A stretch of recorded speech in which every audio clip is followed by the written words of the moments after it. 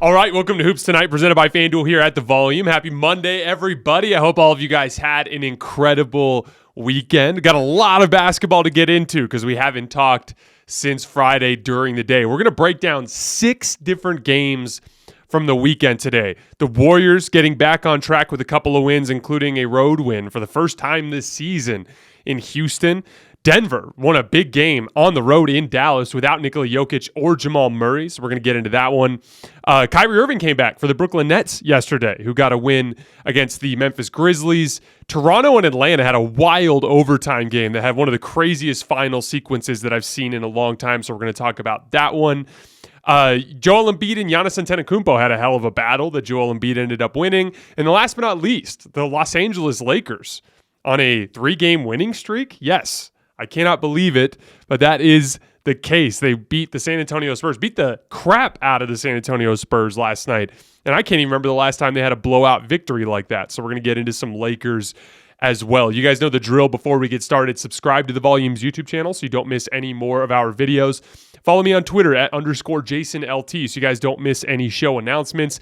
And last but not least, if for whatever reason you guys miss one of these shows and you can't get back over to YouTube to finish, you can find them wherever you get your podcasts under Hoops Tonight. And lastly, 2000, 2008, 2022.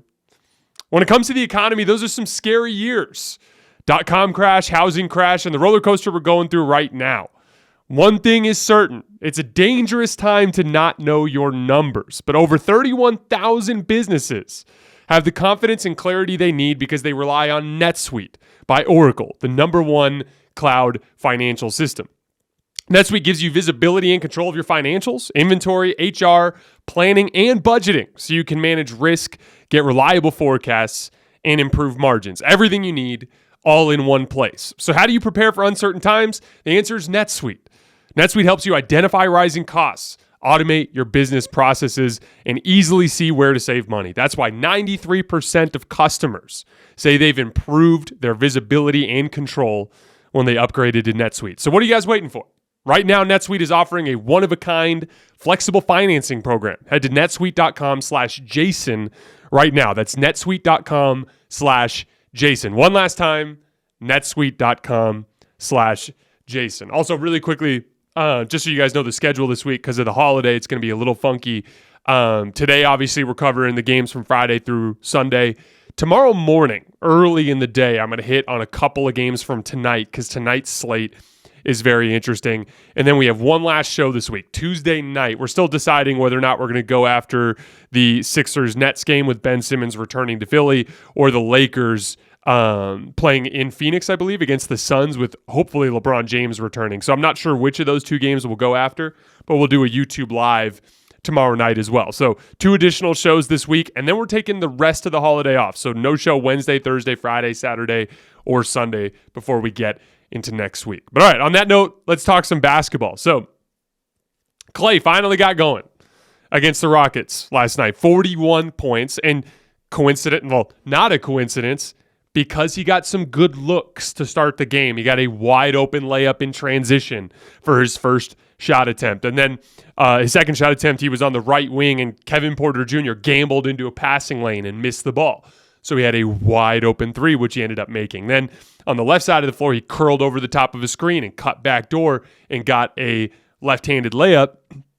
And then he got another wide open corner 3 in transition because he was running the floor and there was some attention thrown towards Steph.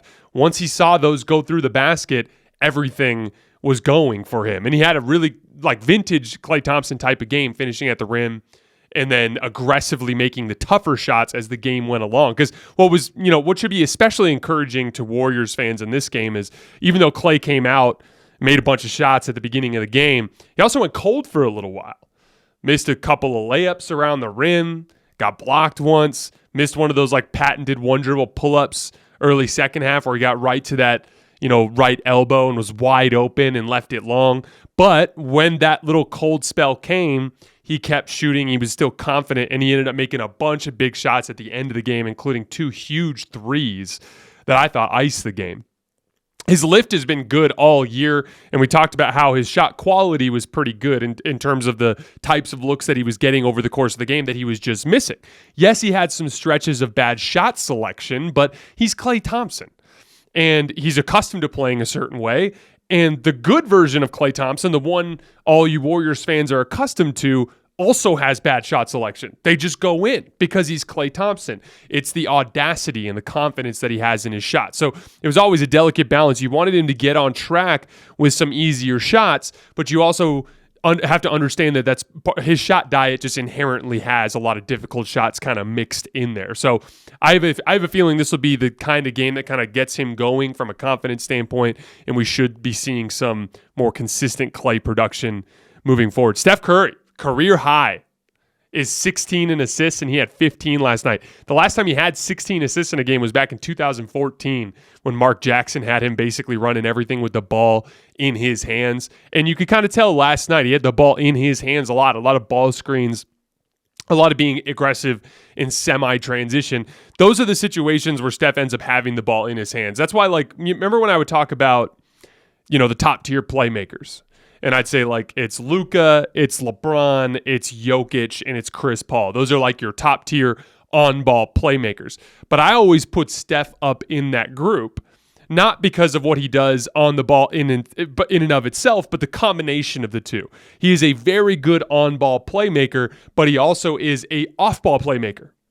Who cares if it's me driving into three bodies and kicking out to an open shooter versus if I'm running off of a couple of screens and dragging multiple defenders while somebody else makes a pass to somebody else for a layup. It's the same type of playmaking, or it's a different type, but it's the same effect of playmaking. And we kind of get distracted from what Steph can do with the ball sometimes because we get so hyper-focused on what he does without the ball, but he's also very good passing the basketball when he has it in his hands. And in this particular game, there's a lot of hunting Klay, which is part of being a great playmaker, knowing what guy's in a rhythm, what guy's not, feeding guys to help them get into a rhythm, and then continuing to feed them when they're in a rhythm because they have the hot hand and they can carry you through stretches of the game. The Warriors are quietly getting back on track. So since that winless road trip, which was a complete disaster, they go 0-5.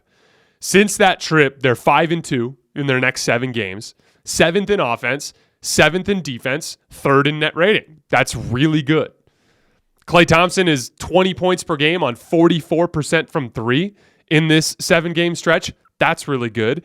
Andrew Wiggins, 20 points per game on 45% from 3. Jordan Poole, 14 points per game on 40% from 3. And then obviously Steph Curry playing some of the best basketball of his career. In this 7-game span, 34 points per game on 59% from the field, 49% from 3, and 85% from the free throw line. Quick shout out for the Rockets.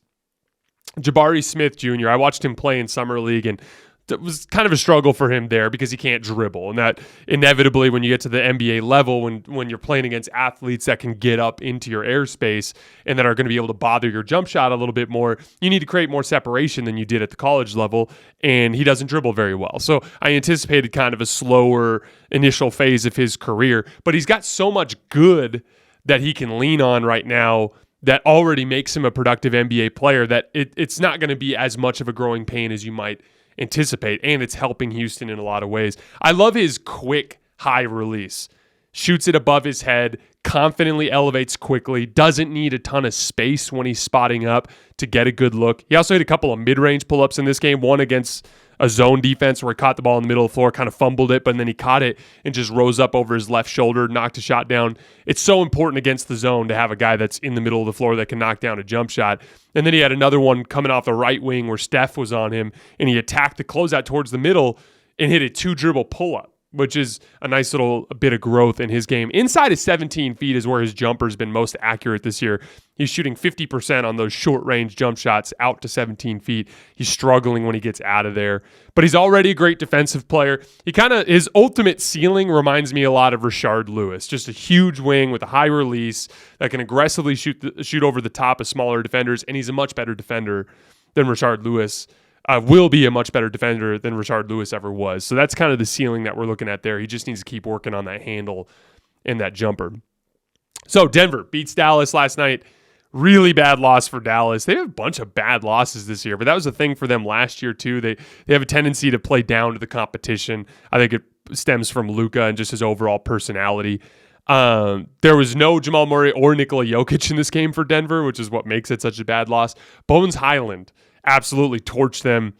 I love that in this particular game, he made an attempt to get to the basket first to find his rhythm before started going to his pull-up jump shot. Because like so many guys that have a great pull-up jump shot, it's kind of like it's a blessing and a curse. Because when you're tall and you can shoot a pull-up jump shot either off of the step back or off of rhythm dribbles and things like that, you have a tendency to feel like in any situation that you can get to it. So you're dribbling the ball, you're looking at a defensive player, and you're thinking, I can hit this dribble combo and go to a step back, and I can make it 35, 40% of the time, right? And so you end up settling for it because it's the easy way out. When the reality is you need to show some willingness to beat people to the basket, to buy that defender, to lead that defender into being a little bit more on their heels, which gives you a little bit more space so that when you go to those step back moves, you have more separation, they're higher quality shots, and then all your percentages skyrocket. And there were a couple of light clock possessions where the ball ended up in Bones Hyland's hands in the first quarter of this game where you're waiting for him just to go to his patented step back, and instead he just made a hard dribble move and went to the rim and got himself going there. Then he got to his pull-up jumper later in the game. He's sneaky having a very good pick and roll season after a rough start. Bones Hyland has run 171 pick and rolls this year that have led to 181 points, including passes, which is in the 74th percentile. I think Bones Hyland's pick and roll success is built on three factors. Everything's built out of that high hesitation dribble where he's kind of like sitting up high and then he can always go into his next dribble or he can rise up into the shot. It's like it daisy chains all the moves together, which makes him unpredictable. He's also very good at using retreat dribbles right after coming over the screen. So a lot of guys will just go downhill every single time. Bones usually will use the screen, make a little bit of a downhill move, but then retreat dribble, like a step back dribble. And then he sits in that high hesitation and he waits for the defender to make a move. If the defender keeps going over the screen and he gets tons of separation, he'll go up into the shot. If the defender lunges out at him, he'll come back further to the basket. Or he'll come out of the high hesitation, push ahead, and go towards the basket. If the screen defender is too high, he'll come out of that high hesitation and throw the pocket pass. Everything is built out of coming off that screen, quick retreat dribble, wait to see what the defense does, and then make a play. And then he can shoot the ball extremely well off the dribble, which is the foundational skill that forces that defender to lunge out at him, opening everything else up, or to bring the screen defender up higher. He's shooting 46% on pull-up threes this year. Obviously, that sounds great on the surface, but it's even better than that because he's shooting on many of those way behind the line. And what's nice about Bones Hyland's ability to shoot way behind the line is it just spaces the floor in those actions way further out, buying you more room to make decisions and to get ahead of steam going towards the basket. I'll give an example. There was a game against the Spurs a few games ago where Bones Hyland is working on the left wing. And I can't remember who it was who was guarding the action for the Spurs, but their screen defender came all the way up. So Bones has got a guy on his right hand who's trying to funnel him to the left, and the Spurs screen defender is already out towards almost the three-point line. And what he did is he just backed up further away from the basket to almost like 35 feet, which suddenly, at that point, the Spurs screen defender stayed back towards the three-point line. That way, Bones could get ahead of steam. Coming off of the ball screen, he turned the corner around the screen defender and he ended up working around the baseline through a lefty hook pass. It got the Spurs into rotation and they ended up getting a basket out of it. But I was sitting there thinking, like, for most guys, if they dribbled it further away from the basket, the defenders would just sit back. The actual on-ball defender would just sit back and he wouldn't be able to get an advantage. But Bones Hyland is so damn good at making like 27, 30 foot, 30, like even sometimes 32, 33 foot pull-up jump shots that the guy's always just coming out on him, which is giving him that ability to get downhill. Again, 181 points on 171 pick and rolls, really impressive for a young guard in this league. On the other end of the floor in this particular game, with Denver winning on the road against Dallas, it was a clinic in how to blitz ball screens and recover. So if you look at the box score, Luka only took 16 shots, only scored 22 points. But if you watch the game, he got blitzed on almost every single ball screen. And then Denver was doing a really nice job of taking away the easy passes. So they'd come up to guard the roll man, the guy in the short roll, out of the corner. And then they'd take away that first pass. And so basically there were only two options that were open. He could make the skip pass if he could actually get the ball there. But most cases they actually apply ball pressure. And when they'd apply ball pressure, Luka would not be able to make the skip pass. And the guy at the top of the key would have to retreat out, V-cut out to 40 feet from the rim for Luka just to get an escape pass away. Now your advantage is gone, and it's a successful double team. All game long, Dallas was struggling. There were plays in there where Luka would use a nice escape dribble to, as he's coming off the screen, cover 10 feet of ground. So even though the screen defender's on him, he's got a couple seconds before the on-ball defender recovers to his backside, and he could actually elevate and throw that skip pass across the court, or in that process, force another defender to find another opening. He did hit the roll man a few times. He did make some plays out of that, but for the most part, Denver rendered that Luka high pick and roll useless because of them just being able to trap, apply enough ball pressure to take away the skip pass, and all the passes that Luka was making were more just getting rid of the basketball rather than making the defense pay. And, honestly, to Luka's credit, I thought he played it pretty well in this game. The role players just missed a lot of shots and a lot of reads in their 4-on-3 actions. It's tough to handle a scheme like that in general in the regular season because you have to be so sharp on the backside. But they have personnel to be better than they have been as of late. And Dallas is having a lot of offensive issues right now. They are 21st in offensive rating in their last 10 games. Memphis, Brooklyn. So Brooklyn wins 127-115. Jaren Jackson Jr., Ja Morant, and Desmond Bane were all out. But I still thought this was a pretty significant challenge for Brooklyn because Memphis is so physically strong down the roster. And for all the length and athleticism Brooklyn has, they're very thin and they can be pushed around. So I thought this would be a tough game. And it was in a lot of ways. They gave up 13 offensive rebounds. They got bullied in the paint, but they still won. And just like with the Warriors, sneaky, we look at the schedule, you can think you can become pessimistic pretty quickly. But if you look at their recent schedule, they're 6-9 in their last 9 games, 6-3 in their last 9 games. They have the 4th best defense in the league during that span. Remember how bad they were to start the year? They were the worst defense in the league for the first half of this chunk of games. And then all of a sudden, they're the 4th best defense in the league. That's not on Steve Nash. I never bought that as an excuse. Those dudes just weren't playing hard to start the season. Now they are. Now, again, like I said, not Steve Nash's fault, but players tune coaches out. You get a different voice in there. Suddenly they're listening. Suddenly they're bought in. It works. That's why, even though sometimes the coaches can be a scapegoat firing, sometimes it's just the best way to shuffle things up and get a new voice in there, get guys to play hard. Like it or not, even though it was not Steve Nash's fault, the firing triggered the team playing hard. As messed up as that is, it's just the reality of the situation.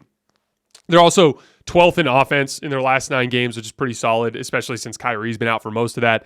3rd in net rating overall, 23rd in rebounding, which is not good, but it's a hell of a lot better than it was to start the season. If you remember, I think they were second to last in the league in the first couple of weeks.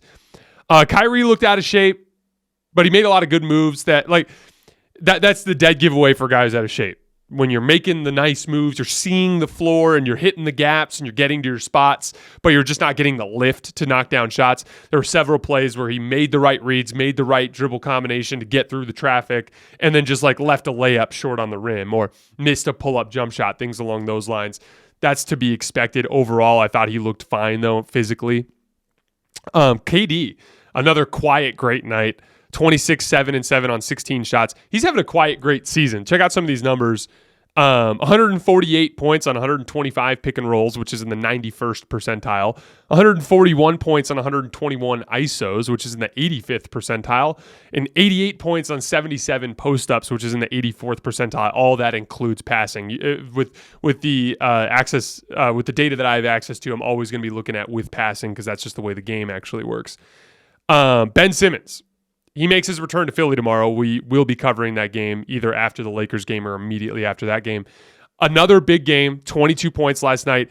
He's averaging 16 points, 9 rebounds, and 5 assists on 85% shooting in his last 3 games. So a little bit of a sign of life on the Ben Simmons front. Good variety, too. Some self-created stuff in this game.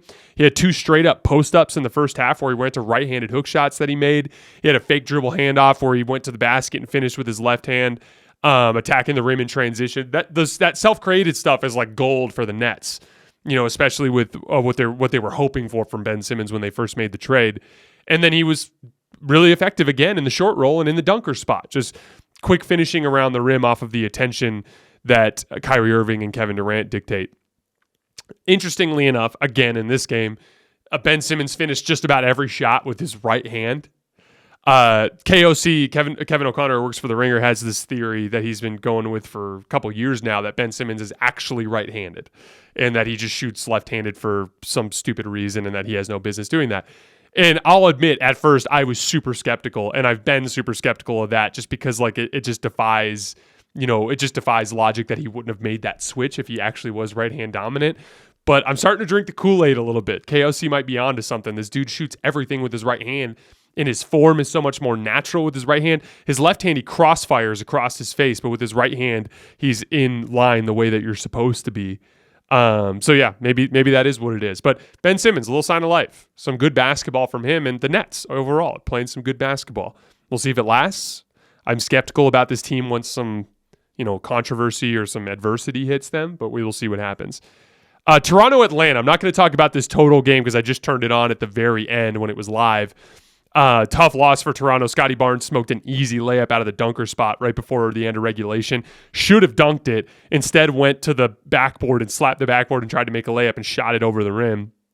And then they ended up losing in OT. The reason why I added this game to the list, because it's hard to evaluate Toronto right now. They're super banged up. They've had guys in and out of the lineup. And it's just hard to learn about teams when they're playing like that. But this was a classic Nick Nurse game because it's 122-120. OG Anunoby gets fouled. He goes to the line. He makes both free throws. After he makes the free throw, there's just under 4 seconds left. This is a set play type of situation. So in this situation at 122-122 coming off of a made free throw, you can bet that Atlanta has called a set that they have prepped for. All these coaches have end of game scenarios. This is a play we run with, less than 24 seconds left. In a full court situation. This is a play we run with less than 10 seconds left in a full court situation. This is a play that we run with less than 5 seconds left in a full court situation. This is a play we run when there's 1 second left and we have to heave it up the court and quick catch and shoot. They have time and situation, time and score, situational plays for all these situations. Atlanta has a call in. Same thing goes for the defensive end of the floor. Nick Nurse has a call in. Okay, this is the way we're guarding. Typically, in a situation like that, you're staying back past half court, no one fouls, and your job is to contain the basketball and just force them to take a shot over the top, and you live with the results because you don't want to give up something easy. If they're going to beat you, you want them to beat you with them making a tough shot over a contest. Instead, what happens? Nick Nurse has 4 Raptors in the backcourt pressing the basketball. Atlanta gets the ball in, pass. All of a sudden, Trae Young is breaking along the right side of the floor in a 2-on-1 situation. The one Raptor in the backcourt has to step up, easy lob, and AJ Griffin catches and lays the ball in the basket to win the game. I was completely stunned watching the play. I showed my wife. My wife actually has a basketball background as well. She played in college, and her and I were just dying that was what the head coach of the Toronto Raptors asked them to do in a 122 situation tie game with less than 4 seconds left. Any other coach in the NBA, you might apply a little bit of ball pressure, but it's usually not going to be until after they cross half court. Everything you're supposed to contain in front. The one thing you can't do is give up a wide open layup at the basket. It was truly baffling. And this is kind of a Nick Nurse thing. He overcoaches. He always wants to overhelp. He always wants to overdig. He always wants to overgamble. And I get it to a certain extent because Toronto can't score in the half court. According to Cleaning the Glass, they're 29th in half court offense. So he wants to get out and transition as much as possible. But the reality is it's hurting their half court defense too. Because of that aggression, they're giving up a lot of open shots. They have the longest and most athletic roster in the NBA. They should be able to leave guys in an island on one-on-one and do well with teams trying to shoot over the top of them. But what'll happen is some guy will drive to the basket, Scotty Barnes will be with him, sliding along, and he might have an opportunity to go to the rim, but Scotty's going to challenge him. It's going to be some incredibly difficult finish. And instead, like, another Raptor will help out of the strong side, and it's an easy kick out to a wide open three. That's why they're 26th in half-court defense, despite being the longest and 24th in half-court defense, despite being the longest and most athletic roster in the NBA. I get it. Like, you should try to manufacture as much transition basketball as you can because you struggle with scoring the half court. So push the ball with pace, makes or misses. Push the ball up the wings. Try to attack the rim with your size and athleticism, even if there is some congestion in transition. I support all of that. And hell, like, dig into the passing lanes and trust your athleticism to be able to close out. But the overhelping and the over-digging has to stop because it's hurting this team in a lot of different ways. And there, again, like, that's just in the flow of the game. Situationally, I literally cannot fathom why Nick Nurse had 4 Raptors in the backcourt with less than 4 seconds left of a tie game. It was one of the more puzzling things that I've seen in a long time. Nick Nurse is an amazing basketball coach. He just has his quirks, and his quirk right now is he's an overhelp guy. He's overly aggressive. All right, Milwaukee-Philly. This was a fun game, I believe, on Friday night. Embiid and Giannis, from the start, were just trying to send messages to each other. Just, Giannis has been kind of floating through the early parts of games a lot this year, just doing dribble handoffs and trying to get his teammates open looks. He was putting his head down and trying to score every damn time to start the game. So was Joel Embiid. Joel Embiid ended up having this like crazy block on Giannis where he like threw the ball into the ground. It had this like really intense vibe. But the game was very back and forth. Tyrese Maxey ended up hurting his foot and going down. And it was a really impressive win for Philly without James Harden, with Tyrese Maxey going down to close this game out. And it was a lot of just amazing Joel Embiid and some puzzling decision-making from Jrue Holiday and Giannis. So it was tied at 99. And from there, it was all decision-making and shot-making that determined the outcome. So at 99, Embiid catches on the short roll, and Jrue Holiday's guarding Shake Milton. Shake Milton's on the left wing.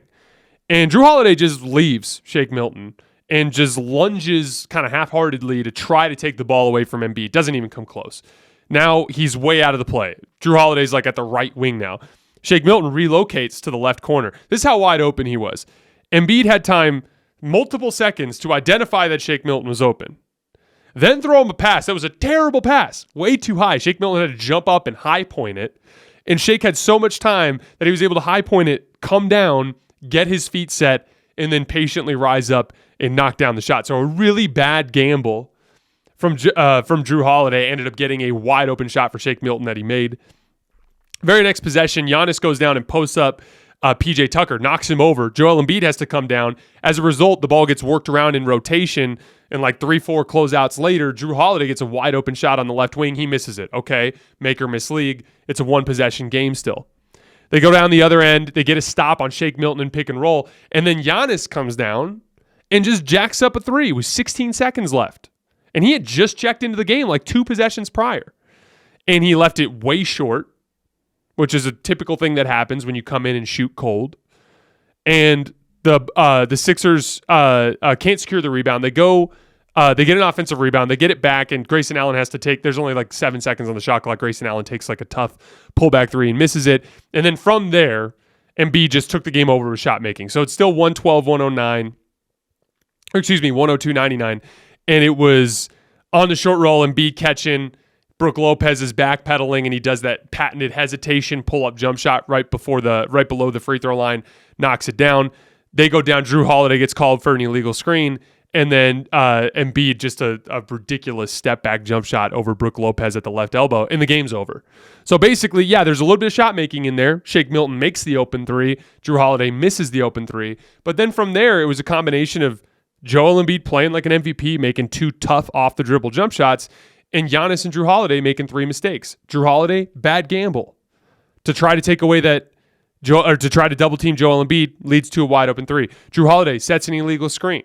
And on the play, he wasn't really even helping Giannis. He was like kind of moving and like trying to mess up PJ Tucker at the foul line, get called for an illegal screen. And then Giannis Antetokounmpo taking a three with 16 seconds on the shot clock. It's just bad decision making. So kudos to Embiid. That's how you win a game against a really damn good Bucks team, down your two best guards.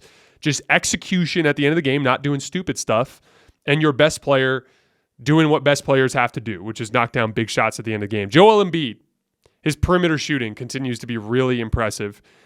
Inside of 17 feet on jump shots this year, he's 32 for 60, which is great.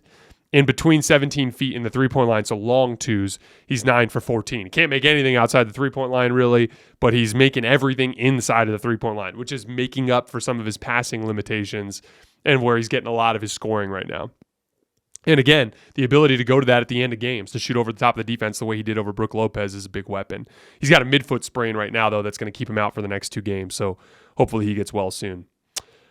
All right, last but not least, before we get out of here today, Spurs-Lakers. AD's wrecking ball tour continues. His last 3 games, he had 30 again last night. His last 3 games, 35, 17, and 2, 62% field goals, 91% on the foul line at 11 attempts. That's a big indicator for AD when he's starting to get his shooting touch back, because he shoots well from the foul line, and he made a couple pull-up jump shots in this game as well. 3 stocks per game. Remember, that's blocks and steals combined. And he's 23 for 29 in the restricted area, which is to be expected. But similar to Joel Embiid with AD, it's so important for him to be able to make that perimeter jump shot. Because if you can't pass over a congested defense, you need to be able to shoot over a congested defense. And in this 3-game stretch, he's 14 for 28 between the restricted area and the three-point line. So in all that short to mid-range stuff, he's making about half of his shots right now, which is really solid. And then obviously, he's been Defensive Player of the Year type of impact on the defensive end of the floor. LeBron, I think, is going to come back on Tuesday against the Suns. And, you know, I've been hard on those two all season. I used to say about LeBron and AD before this year, before the Russ year, I used to say, like, if you get a good game out of your role players, you're beating the crap out of the other team. If you get an okay game out of your role players, you're winning by 10, 15 points. If you get a bad game out of your role players, the Lakers might still barely win. That's how good the LeBron James-Anthony Davis pairing used to be. But it was because Anthony Davis and LeBron were 2 of the top 5 players in the world. And they played like it almost every night. And as a result, regardless of what they got from their role players, they were able to win a lot of games. Anthony Davis playing well, playing up to his potential, fixes a whole lot of problems for the Lakers. Like, guess what? This is his first time getting 3 30-point games in a row since guess when? Since the 2020 season when he won the title and was a top 5 player in the world. They went 3-0 against bad teams, yes, but they were losing to bad teams last year with Anthony Davis and Russell Westbrook. Now they've beat 3 of them in a row because Anthony Davis is playing like a top 5, top 10 player. We can talk about the periphery all we want, and we will, and they're legit problems. The Lakers still need to make a trade. And we'll get into that, I'm sure, plenty over the course of the rest of the season if they continue to play well. But so many of their problems would be fixed by Anthony Davis playing like a top 10, top 5 player, and LeBron James playing like a top 5 player. Anthony Davis has played like a top 5 player 3 nights in a row, and the Lakers are 3-0. Now, that works against the bad teams. You're going to play Phoenix on Tuesday. In order to beat the great teams, you will need Anthony Davis and LeBron at that level.